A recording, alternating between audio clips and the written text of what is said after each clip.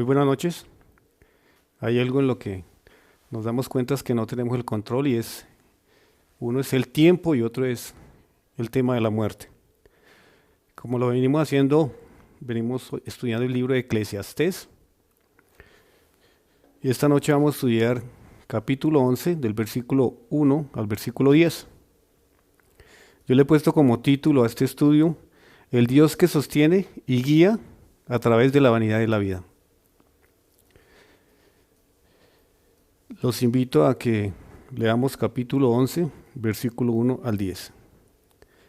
Dice el versículo 1, echa tu pan sobre las aguas, porque después de muchos días lo hallarás. Reparte a 7 y aún a 8, porque no sabes el mal que vendrá sobre la tierra. Si las nubes fueren llenas de agua sobre la tierra la derramarán, y si el árbol cayere al sur o al norte, en el lugar que el árbol cayere, allí quedará. El que el viento observa no sembrará, y el que mira las nubes no segará. Como tú no sabes cuál es el camino del viento, o cómo crecen los huesos en el vientre de la mujer encinta, así ignoras la obra de Dios, el cual hace todas las cosas. Por la mañana siembra tu semilla, y a la tarde no dejes reposar tu mano, porque no sabes cuál es lo mejor, si esto o aquello, o si lo uno o si lo otro es igualmente bueno. Suave es ciertamente la luz y agradable a los ojos ver el sol. Pero aunque un hombre viva muchos años y en todos años tenga gozo, acuérdese, sin embargo, que los días de las tinieblas serán muchos. Todo cuanto viene es vanidad. Alégrate, joven, en tu juventud, y tome placer tu corazón en los días de tu adolescencia, y anda en los caminos de tu corazón y en la vista de tus ojos, pero sabe que sobre todas estas cosas te juzgará Dios. Versículo 10. Quita pues de tu corazón el enojo y aparta de tu carne el mal, porque la adolescencia y la juventud son vanidad. Muchas palabras, muchos consejos, mucha sabiduría, pero quisiéramos entenderlas de una manera que Dios nos quiere dar a conocer. Por eso quiero invitarlos a orar. Padre Santo, leemos tus palabras y entendemos que somos insuficientes para comprender todo lo que tú nos quieres mostrar y por eso acudimos a ti esta noche para que sea a través del Espíritu Santo dándonos discernimiento y entendimiento. También clamamos para que no se quede solo en una enseñanza, sino también se aplique a nuestra vida y seamos transformados. Dispón nuestros corazones y ponemos este tiempo en el nombre del Señor Jesús. Amén. Vamos en el capítulo 11, ya solo nos queda un capítulo para terminar. Por eso quiero antes de comenzar como hacer un repaso de los puntos más importantes que hemos visto a través de este estudio de Eclesiastés. Todo empieza con el título en el libro hebreo, Kohelet, el cual es un apelativo que hace mención a un oficio o a una labor de un predicador. En la versión de la Reina Valera se habla de predicador. Es un término simbólico y en la traducción griega, o sea en la Septuaginta, se usa la palabra eclesiastés y eclesiastés también se traduce como el término del predicador. El autor se refiere en varias partes del libro, hace mención a Kohelet o al predicador, por lo cual es un nombre muy apropiado para el título del libro. Mirando el tema de la autoría, como ya lo hemos visto anteriormente, es muy discutido y muy controversial. ¿Quién es el autor? Nosotros nos hacemos referencia a la evidencia interna que se encuentra en el libro y lo podemos ver en Eclesiastés 1.1, donde dice: yo, el predicador, fui rey sobre Israel en Jerusalén. Más adelante en el versículo 1.12 también habla, donde dice que yo, el predicador, perdón, yo leí al contrario, yo, el predicador, fui rey sobre Jerusalén. Entonces, hay muchas evidencias en las cuales nosotros tomamos por sentado que Salomón es el autor. Dice en Eclesiastés 1.13, y di mi corazón a inquirir y a buscar con sabiduría sobre todo lo que se hace bajo el cielo. Este penoso trabajo dio Dios a los hijos de los hombres para que se ocupen de él. Miré todas las obras que se hacen debajo del sol, y aquí todo ello es vanidad y aflicción de espíritu. En Primera de Reyes se hace mención a la sabiduría solicitada por Salomón a Dios, el cual Dios se la dio en abundancia. En Primera de Reyes también se hace mención a la dedicación del templo y es donde vemos que él hace el oficio que se está nombrando aquí como Cogelet o como predicador. Entonces son evidencias internas y la mejor postura es que Salomón es uno de los que más atributos trae sobre este libro. Dice en el 2, 4 al 9, engrandecí mis obras, edifiqué para mí casas, planté para mí viñas, me hice huertos y jardines, y planté en ellos árboles de todo fruto. Me hice estanques de aguas para regar de ellos el bosque donde crecían los árboles. Compré siervos y siervas, tuve siervos nacidos en casa, tuve también posesión grande de vacas y de ovejas, más que todos los que fueron antes de mí en Jerusalén. En el 8 dice que se amontonó plata y oro. En el 9 dice que fue engrandecido y aumentado más que todos los que fueron antes de mí en Jerusalén. A más de esto, conservé conmigo la sabiduría. En el Primera de Reyes 4:29 dice, y Dios dio a Salomón sabiduría y prudencia muy grandes y anchura de corazón como la arena que está a la orilla del mar. Se nos hablaba de la sabiduría, se nos hablaba del tiempo, se nos hablaba del dinero, se nos hablaba de los recursos que solamente Salomón los podía tener. Por eso, definitivamente, así hayan expertos en el tema, Salomón lo tomamos como el autor de este libro de Eclesiastés.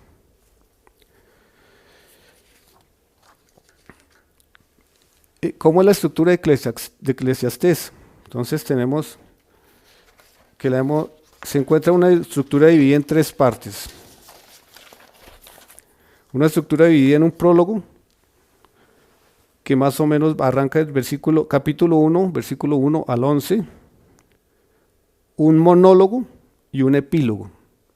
Entonces, el prólogo actúa como la introducción, el monólogo viene dividido en dos partes, que viene dividido en una parte que es una investigación de la vida y la otra parte es unas conclusiones de la vida.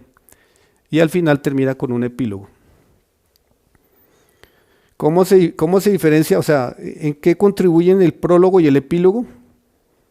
Se diferencian del monólogo porque están hablando de el autor en tercera persona.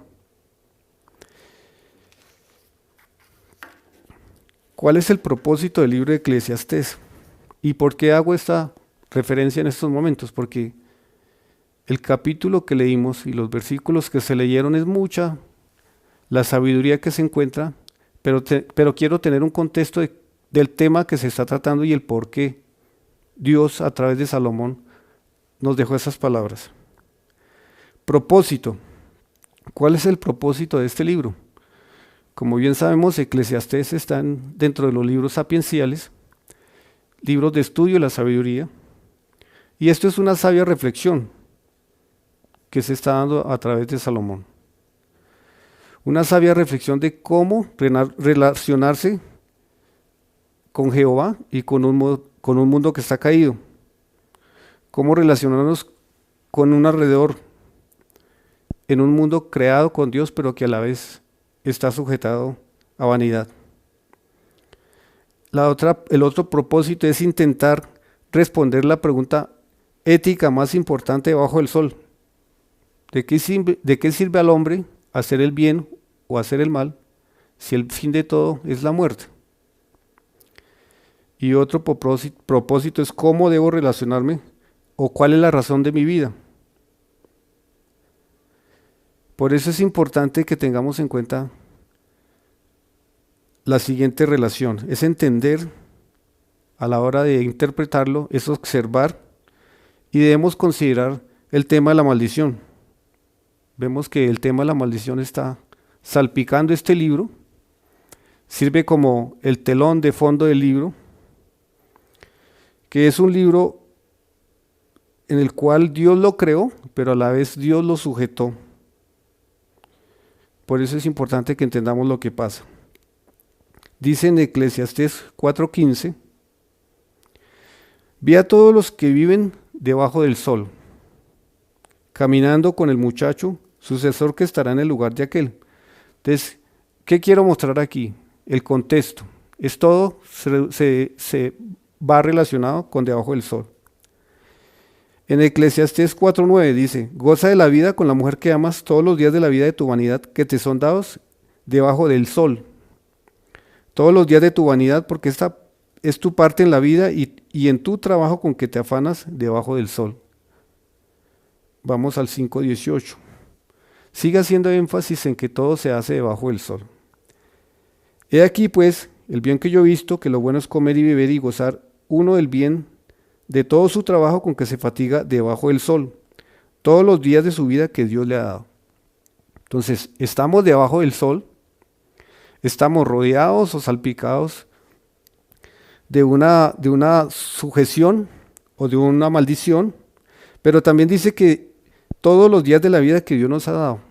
O sea, todo esto está sucediendo, pero Dios está tomando el control, Dios nos ha dado la vida, Dios nos está sosteniendo. En el 8:15 dice, por tanto, alabé yo la alegría que no tiene el hombre bien debajo del sol, sino que coma y beba y se alegre y que esto le quede en su trabajo todos los días de su vida, que Dios le concede, vuelva a hacer énfasis en que Dios es el que le concede esos días. Todo lo que sucede debajo del sol, Dios es el que lo permite y Dios es el que lo concede. En el 9:11, me volví y vi debajo del sol que ni es de los ligeros la carrera, ni de la guerra de los fuertes, ni aun de los sabios el pan, ni de los prudentes las riquezas, ni de los elocuentes el favor, sino que en tiempo y ocasión acontecen todos. 9:13. También vi esta sabiduría debajo del sol, la cual me parece grande. Hasta aquí que hemos visto rápidamente, no nos hemos detenido, pero realmente cada versículo trae una importancia relativa a la situación y el entorno y el contexto que estamos trabajando. Nos ha hablado de que es debajo del sol, pero ¿saben qué es lo que no hay debajo del sol? O sea, ¿qué es lo que no se encuentra debajo del sol? Dice el versículo 1:3, dice, ¿qué provecho tiene el hombre de todo su trabajo con que se afana debajo del sol? Y dice el 2:11, miré yo todas las obras que habían hecho mis manos, y el trabajo que tomé para hacerlas, y he aquí, todo era vanidad y aflicción de espíritu y sin provecho debajo del sol. ¿Saben qué es lo que no hay debajo del sol? Provecho eterno. Dice el 6:12, porque quién sabe cuál es el bien del hombre en la vida y todos los días de la vida de su vanidad, los cuales él pasa como sombra, porque quién enseñará al hombre qué será después de él debajo del sol. Nos sigue mostrando diferentes aspectos para llevarnos a un solo propósito, de que debajo del sol definitivamente no hay nada. Dice el 1:9, ¿qué es lo que fue? Lo mismo que será. ¿Qué es lo que ha sido hecho? Lo mismo que será. Y nada nuevo hay debajo del sol. Y así lo dice en el 1:17, en el 3:16, en el 4:1. En esto nos habla de qué encontramos debajo del sol. Encontramos aflicción de espíritu, encontramos impiedad, encontramos iniquidad, encontramos violencias, malas obras, mal doloroso. Dice en el 8:17, y he visto todas las obras de Dios que el hombre no puede alcanzar, la obra que debajo del sol se hace. Por mucho que trabaje el hombre buscándola, no la hallará. Aunque diga el sabio que la conoce, no por eso podrá alcanzarla. Aquí ni siquiera la sabiduría es suficiente para poder entender la obra del Señor. En el 1:15 dice, lo torcido no se puede enderezar y lo incompleto no puede contarse. Y ahora miremos el 7:13.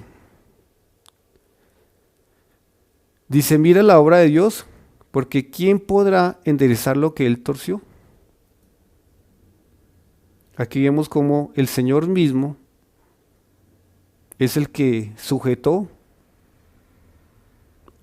esa creación. Dice, voy a repetirlo otra vez, dice, mira la obra de Dios, porque ¿quién podrá enderezar lo que Él torció?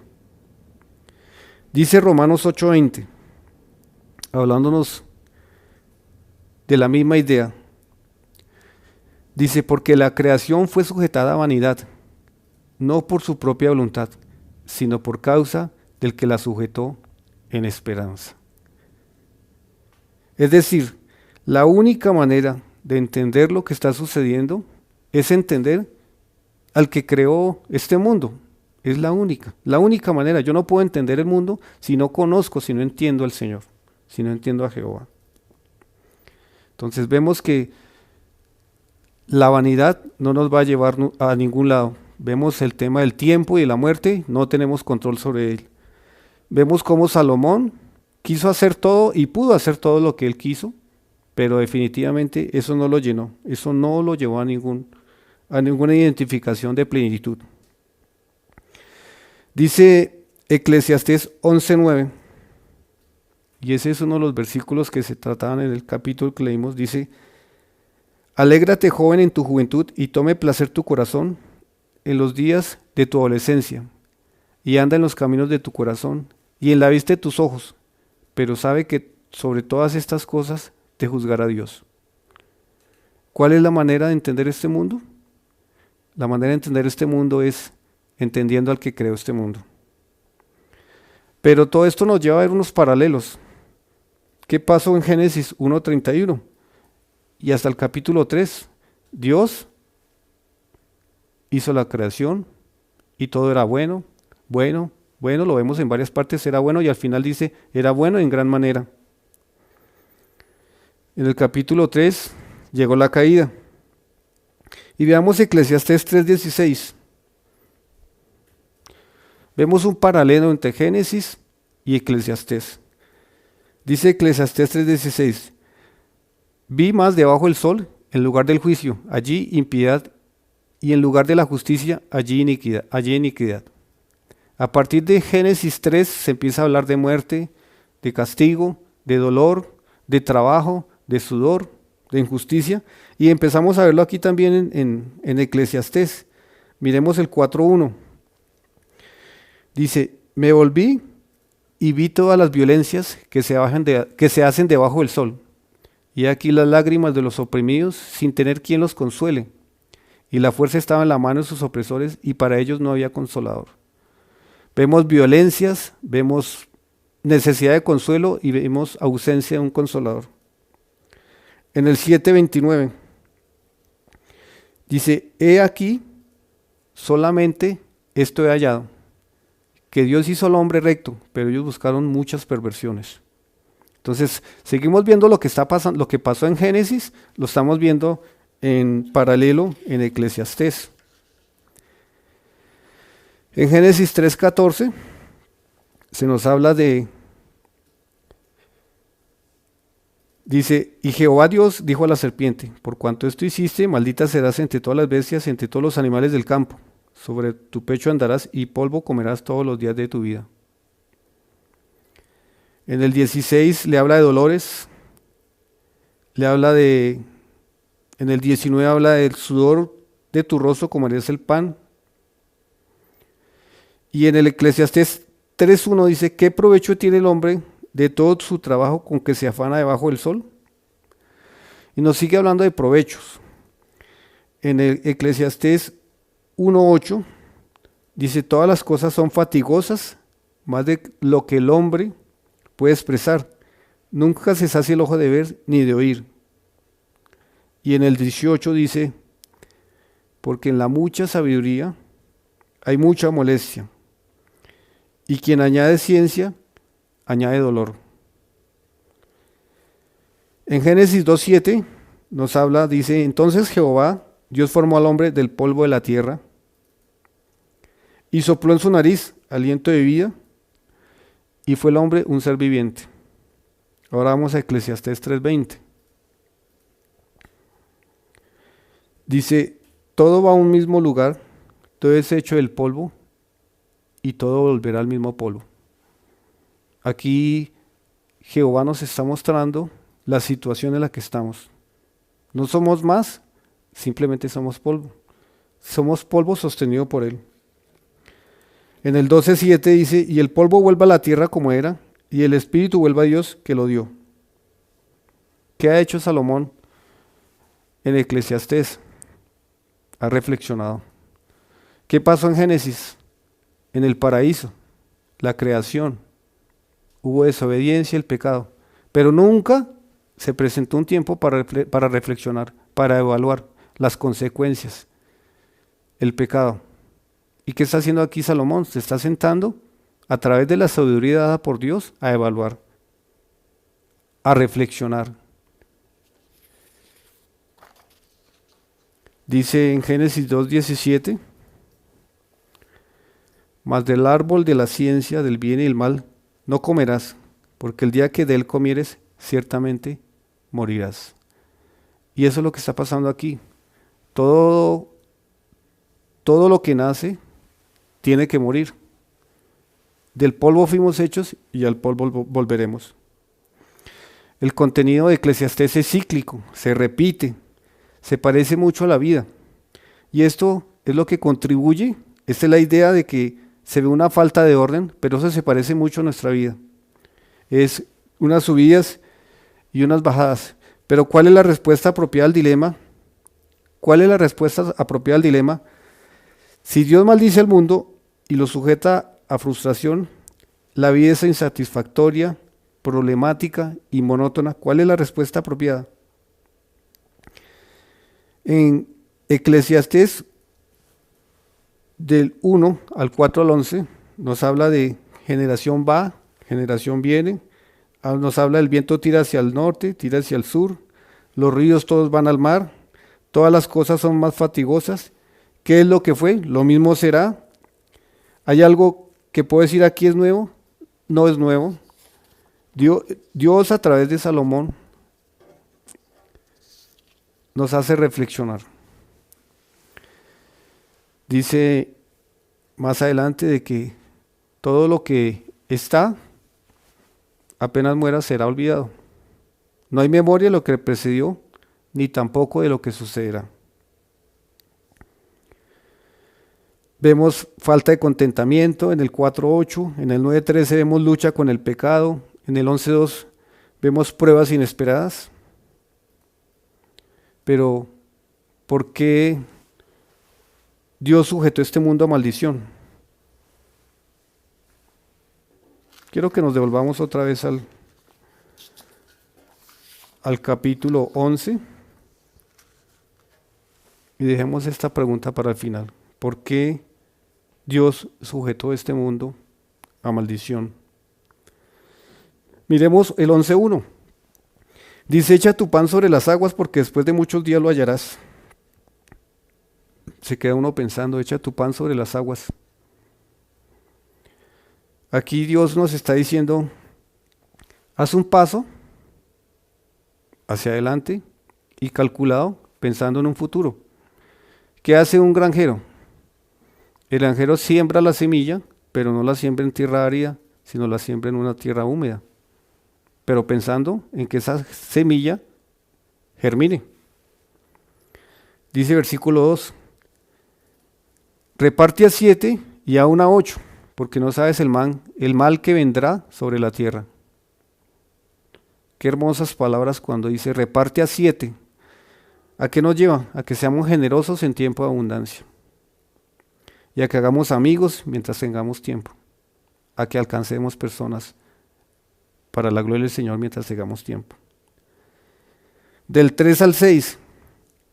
Dice, si las nubes fueran llenas de agua, sobre la tierra la derramarán. Y si el árbol cayera al sur o al norte, en el lugar que el árbol cayere, allí quedará. El que al viento observa, no sembrará. Y el que mira las nubes, no segará. Como tú no sabes cuál es el camino del viento, o cómo crecen los huesos en el vientre de la mujer encinta, así ignoras la obra de Dios, el cual hace todas las cosas. Por la mañana siembra tu semilla, y a la tarde no dejes reposar tu mano, porque no sabes cuál es lo mejor, si es esto o aquello, o si lo uno o si lo otro, y lo otro es igualmente bueno. En estos 4 versículos voy a resaltar en el 5 que dice, así ignoras la obra de Dios. Definitivamente no tenemos control sobre la providencia del Señor. Podemos pensar, imaginar, planear, pero definitivamente el que tiene el control es el Señor. Dios nos tiene en su mano, Dios nos cuida, Dios nos protege. Dios es el que nos sostiene. Y eso solo sabe Él, solo lo sabe Él. Nosotros no tenemos la capacidad. Y lo vimos en Salomón. Tuvo sabiduría, tuvo dinero, tuvo tiempo, tuvo recursos, tuvo todo lo que él podía desear, pero solamente Dios tiene el control. ¿A qué nos lleva esto? A que sí tenemos algo seguro y es esperanza. Esperanza tenemos en Jehová. Tenemos esperanza, tenemos promesas en Él. Y sabiendo que Él nos sostiene, sabemos que esas promesas se cumplirán. Dice el 7 y el 8, dice, suave ciertamente es la luz y agradable a los ojos ver el sol. Pero aunque un hombre viva muchos años y en todos ellos tenga gozo, acuérdese sin embargo que los días de las tinieblas serán muchos. Todo cuanto viene es vanidad. 2 palabras para resaltar. En el 7 nos habla de luz y en el 8 nos habla de tinieblas.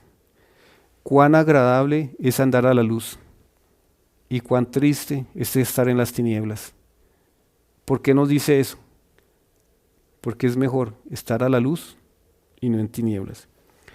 En el 9 dice, alégrate joven en tu juventud y tome placer tu corazón en los días de tu adolescencia y anda en los caminos de tu corazón y en la vista de tus ojos, pero sabe que sobre todas estas cosas te juzgará Dios. Vuelvo a enfatizar 2 palabras. Alégrate al principio del versículo y al final juzgará. Qué contraste. ¿Cómo hace uno para alegrarse, pero saber que va a ser juzgado? O sea, ¿cómo hace uno para ser juzgado? Para hacer esas 2 cosas. Y eso nos lleva a la pregunta, ¿por qué Dios sujetó a este mundo en maldición? ¿Cuál es la razón? ¿Cuál es el propósito? Después de ver rápidamente el panorama, ver el contexto en el cual fue escrito Eclesiastés y cuál es el propósito, uno se sigue preguntando por qué Dios sujetó a este mundo en maldición. ¿Y por qué ese libro de Eclesiastés tiene que ver conmigo? Si fue más o menos escrito en el 930 antes de Cristo y estoy en tiempo diferente, ¿qué tiene que ver Eclesiastés conmigo? No está Salomón, pero gracias a Dios está su palabra. Y su palabra se mantiene viva y eficaz. Y su palabra nos transmite la sabiduría que el Señor le quiso mostrar a Salomón y que nos sigue mostrando a nosotros. Primer propósito, dice, para crear un pueblo dependiente y que le tema al Señor. Dios nos quiere mostrar que en este mundo no hay nada que tenga provecho eterno. Definitivamente no hay nada. Repito el propósito, para crear un pueblo que le tema y que sea dependiente de Él. Eso sí tiene que ver conmigo. Yo sí puedo ser dependiente y sí puedo tener temor. Y hoy puede comenzar este nuevo tiempo. ¿Y por qué? Porque yo puedo empezar a temer al Señor. Y si tú no lo conoces, tú puedes empezar a temerle al Señor. Y eso es lo que pide el Señor. Segundo propósito, para crear un pueblo que desee la eternidad. Si yo trabajo, me esfuerzo, estudio, laboro, me sacrifico, y al final, en este mundo no va a haber provecho. Dios dice en su palabra que todo lo que tengamos será quemado. Pero eso me hace a no poner la mirada en este mundo, sino poner la mirada en ese nuevo cielo y esa nueva tierra, donde no habrá llanto, donde no habrá tristeza ni dolor. Entonces, repasamos. Para crear un pueblo dependiente de Él y que le tema, y para crear un pueblo que desee la eternidad.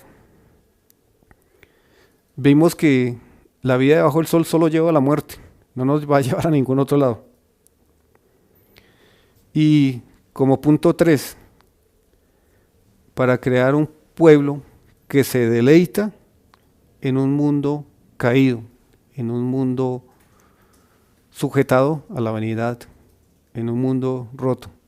Pero ¿cómo hace uno? O sea, ¿cómo hace uno? Y eso lo he estado cavilando.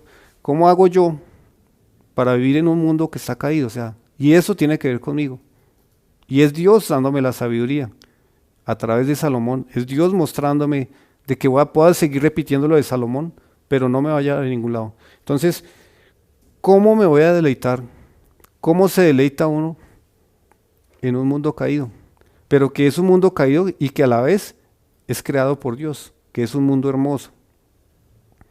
Pues fácil, deleitándome en lo que deleita a Dios. ¿Y qué lo deleita a Dios? Un hombre que le tema. Eso lo deleita a Dios. Es tener la capacidad de disfrutar, de deleitarme en ese mundo, en esas situaciones y siempre darle la gloria y la honra al Señor. Es ver cada situación que tengo cada día, cada situación que tengo en mi trabajo, en mi estudio, en mi oficina, en el colegio, donde quiera que esté, en mi lugar de donde vivo. Es deleitarme en todas las situaciones, porque yo tengo claro que eso es lo que le deleita al Señor, alguien que le tema.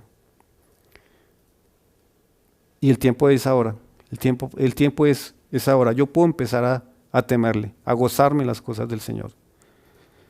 Y quiero invitarlos para terminar, el mayor ejemplo que nos dio el Señor Jesucristo, y es con una oración, en cómo me deleito yo con Él.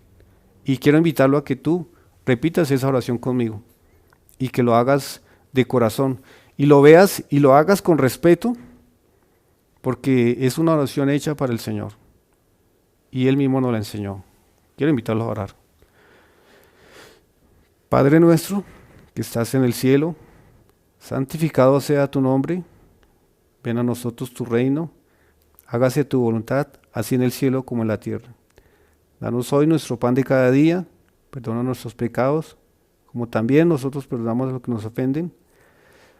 Líbranos de tentación, en el nombre del Señor Jesús. Amén. Muchas gracias.